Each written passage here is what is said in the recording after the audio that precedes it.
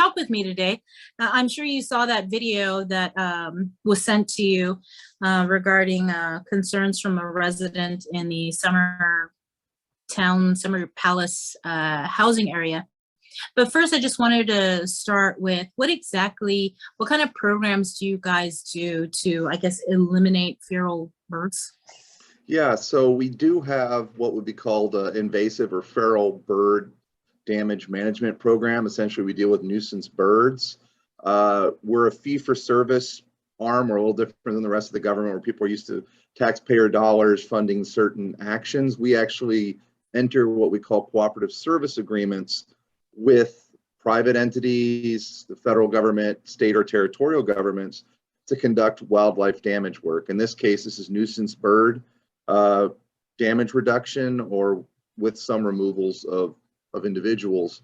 So we do this nuisance bird work. Often it's sparrows, Eurasian sparrows, feral pigeons, feral chickens is becoming quite a big problem for people who don't appreciate all the roosters at 4 to 5 in the morning. So we get requests from, sometimes it's landowners, sometimes condo owners, businesses as well. We've conducted nuisance bird work for businesses where they're causing a lot of damage to their buildings because these birds, while it seems kind of odd that someone's having a lot of problems with these birds, bird droppings are very acidic, so they do a lot of damage to people's paint jobs on their cars, the expensive, repainting of a condo or a housing development area. So we've had some previous cooperators who spent $20,000 repainting an entire condo or apartment complex, and inside of a year the paint has been ruined because it's not just that it's a stain, it eats away the paint. And then of course there's the noise, they carry salmonella. So there's a lot of reasons that these type of birds are not appreciated at these complexes. So a homeowner may approach landowner, apartment association, condo association, someone will get in touch with us and request we come out and we do basically a site visit. So we assess the problem and present them with some various options. From they could purchase and put down bird spike strips and eaves if they may be collecting birds to try to get them to leave. We offer them things about habitat modification. Maybe they have a bunch of landscaping that they really isn't a decorative landscaping, but is attracting birds. So maybe they can modify the habitat. And of course, we also offer the option that we can do various types of removal work to reduce the population of birds at their area. So we offer them a suite of damage control options, what we call integrated wildlife damage management. You offer cultural changes, like maybe identifying people who feed the birds, looking for potential habitat or landscape building modifications you can make to make it less attractive. And of course, you can also then remove members from the population to reduce just the numbers of birds in the area. So we use that integrated approach with each cooperator based on what our specialists see at the area. Mm-hmm. And when you say nuisance removal, does that include, I guess, extermination or the use of firearms? What it does is it can be translocation, but that's not very common, especially with nuisance birds. Translocating animals is usually a frowned upon practice, not just with us, but even with conservation groups. You're usually moving the problem around, or in the case, often translocated or transplanted animals fare worse off. They die just because they're being moved. So for removals, that does mean humane euthanasia through a suite of different means, depending on if you're doing live trapping or if you're doing removals with pneumatics, is what we use for urban avian nuisance removals, is pneumatics, i.e. most people think of them as like pellet rifles. So in the video that I believe it was sent to you as well. Yeah, I saw it before. I got sent it by somebody else before you reached out to me because my supervisor is the one on film. I see. So what exactly was he using? That was a .22 caliber pneumatic rifle, a pellet rifle. Mm-hmm. And so from what I understand, and correct me if I'm wrong, so the U.S. Department of Agriculture has a contract with that particular homeowners association. Is that? Yeah, I believe it's a condo board. I think they're a Oh, condominium complex. So we mhm. do have an agreement with them that spans an entire year, where we come in several times a month, or we may come in more often in the start than less frequently, because part of removing these animals beyond just reducing the numbers, it dissuades others from coming back. So you start to teach them avoidance. So they might stay in the forested areas, elsewhere off properties. So it's a certain amount of visits over a year in order to reduce the amount of birds present on the site. And we also, beyond just doing those removals, we also do site visits where we can, of course, as we see changes, we can offer, like I said, cultural or habitat modification options to improve the length of time they will not be seeing damage, because sometimes birds will try to return. And so for this particular incident, because this is the video that we have, how Mhm. long has the USDA had this contract in place with this community? We signed the contract in September, and then the field work didn't start until that month. So that would have been early November, the field work started. We had to wait for the checks to get into the account so that we had the money in order to pay the individuals to do the field work. And I'm sorry, how much is the contract? Should be, I have to look it up. It's about right around $9,000 for the year. Mm-hmm. And so I guess it just started because it is November now, or closer to December. So how, I guess you mentioned earlier about there's other sort of techniques that you guys use. Prior to shooting the pellets, did you guys do any other work prior to that? We've worked in Summer Palace a couple other times over the years, and their request for this time, because we've used spike strips or worked with them for spike strips, things like this, they requested that we do some removals because the problem had gotten to where they wanted a reduction in numbers. So we've worked with them in the past and done a suite of different techniques. So they're actually a cooperative we've worked with in the past. Mm-hmm. So they were requesting us to come back. Mm-hmm. So how many birds have you guys removed so far? Or so far we've only done the first site visit from the video. Well, I mean the first field work that was in that video, and we removed 22 chickens and 24 pigeons. That's quite a lot. So what do you say though to that one owner, that resident, and I don't know if you've gotten any other concerns from other residents that, are concerned about the safety of families, children in the area while this work is being performed? Are they warned? So we have very stringent safety protocols put in place. So first thing is we only use pneumatics because they're smaller caliber, and we can adjust what they call the feet per second from the barrels, the amount of energy. So we can dial that down on these air rifles, and we do. So that way you reduce ricochet because it's a small light pellet, so it's more likely to deform after it strikes an object, as opposed to when people think of a firearm as opposed to a pneumatic. There's often the concern of where the round may go. So that's why we use pneumatics.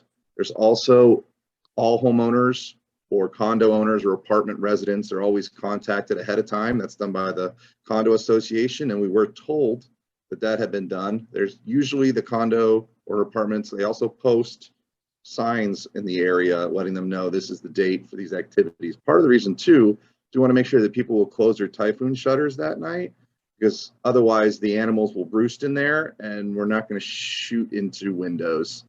So we ask people to shut shutters. On top of that too, we only take, this is our entire policy throughout USDA when using pneumatics or firearms, we take the shots with 100% target identification. You have to know that is the animal that you are actively trying to remove, but you have to then have the awareness of where the round would go. So what's behind you and what's around you. We only use the firearms when there is a solid backdrop. The idea being the side of the wall or the side of the complex, so that that round, which has the pressure reduced, we know it'll strike that surface and it's not going to go further down the complex or anywhere else. So our people make sure. So there's birds we don't target because there's not a backdrop. They may be what we call skylit, so they're sitting on top of a roof fixture, you know, on the tops of the roof. So you don't want to shoot there because the pellet could travel, and you don't know where it's going to land. So it's very important. And all our people get continuous annual training on top of range times for any and all firearms they use. So they don't just train on one, they train on whatever firearms or pneumatics they would use in their day-to-day duty, and they have to be certified on those firearms and pneumatics. So they have to show they have the appropriate safety, but also accuracy, so that everyone there is very trained in both target, backdrops, and keeping the area safe and clear. So you can't really see it in the video, but there were 2 individuals there. The supervisor was there because they always come on the first couple visits just to help with anything, troubleshoot any issues, but they come in pairs. Only one of them is the shooter or the person doing the active removal. And the other individual then acts as the one that makes sure that the surrounding area is clear, so that it's not just one person who might be focused on the animal in question or the animals in question. There's an independent person whose job is strictly to make sure that where the activity is taken, there's not pets, people, or anyone entering the area. So often animals, if they can be, like chickens, will be corralled into the cul-de-sac areas where there's the buildings and the walls. So that way you've got the solid backdrop, and you're away from where anyone could enter the area. And if people do enter the area, we stop work. We move on somewhere else. The animal is not the priority, safety is the priority. And it's also a reason that when we do jobs like this, we will do them at night. So this was right at the end of the session for active removal. So we usually start 2 or 3 in the morning and usually go till about 5 or 6, because that way you can target roosting pigeons and then the chickens when they become active. If we're just doing something like pigeons or sparrows where they roost and sleep at night, we often would do it then from maybe 11 p.m. to 2 or 3 in the morning. But with chickens, you want to have a little daytime because that's when they're active. So is that the only time that you guys were out there, the one that was on the video, or have you guys gone out? That was our first time, and I'd have to check. My supervisor is elsewhere right now doing some other work, but we were set to do it every 2 weeks. So they probably either did it last week or they're doing it this week. They're doing one night visit every other week right now. That's what's planned. So there should have been another operation center. Mm-hmm. What's the duration of this particular contract? 1 year. Oh, 1 year. Okay. And so do you guys have any other contracts like this, this feral bird removal? Yes.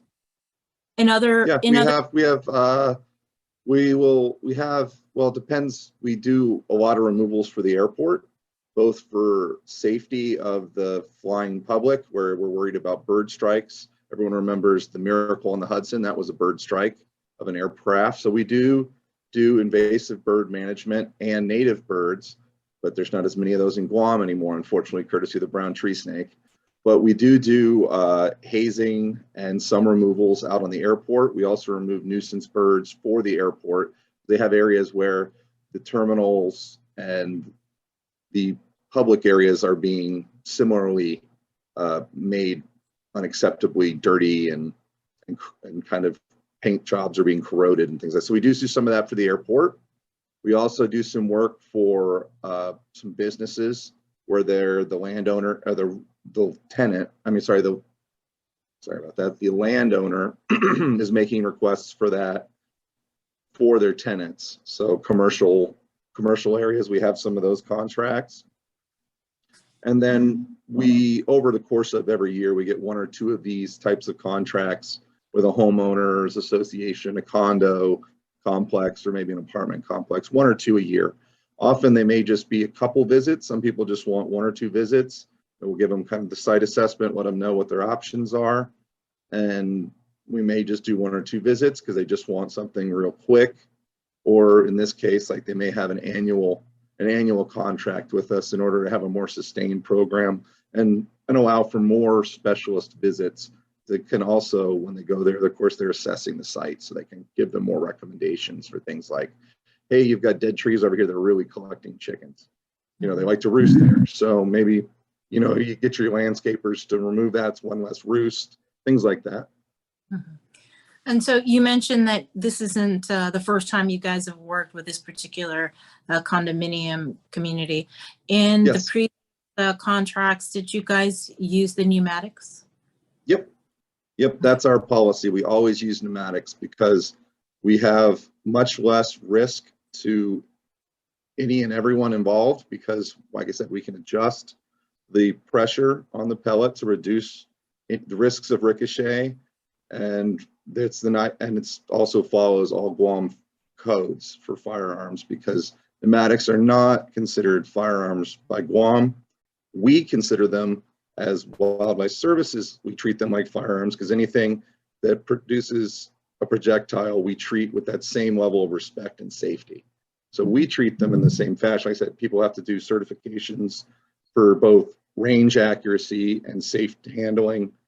And so, yeah, pneumatics are what we use exclusively for these removals when you're not talking about doing something like live traps or setting up mist nets or other things. If it's going to be a removal that's using any sort of tool like a firearm or a pneumatic, we're going to use a pneumatic. We don't use firearms in urban areas.